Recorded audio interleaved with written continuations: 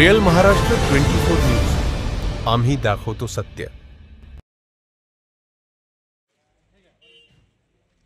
अनेक सामाजिक संघटनेच्या पदाधिकाऱ्यांसोबत तृतीय पंथांना घेऊन ARTO ऑफिस मोजे असोला येथे हाय व जन आक्रोश आंदोलन।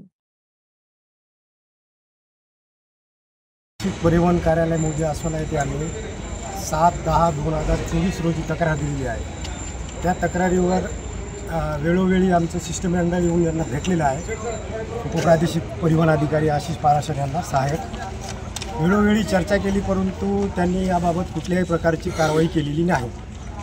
त्यामुळे आम्ही येणाऱ्या सोमवारी 10/11/2025 सोमवार रोजी दुपारी 3 वाजेच्या दरम्यान तृतीय पंथीयांना सोबत घेऊन हाय व जनाक्रोश आंदोलन करण्यात आहोत। या दरम्यान कुठल्याही अनुचित प्रकार किंवा घटना घडली तर त्याची जबाबदारी उपप्रादेशिक परिवहन कार्यालय मौजे असोला यांची राहील।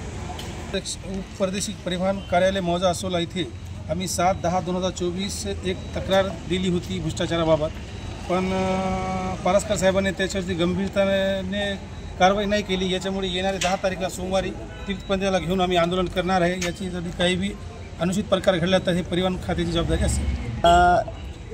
आम्ही वारंवार निवेदन आज दिलेले आहेत आणि RTO ऑफिसमध्ये जेवढा भ्रष्टाचार वाढलेला आहे आणि यांना कुठल्या याची काही हे राहिलेली नाही, म्हणून आम्ही आता आंदोलन तीव्र पद्धतीने करणार आहेत आणि आता निवेदन नाही, आता ॲक्शन करून दाखवणार आहे।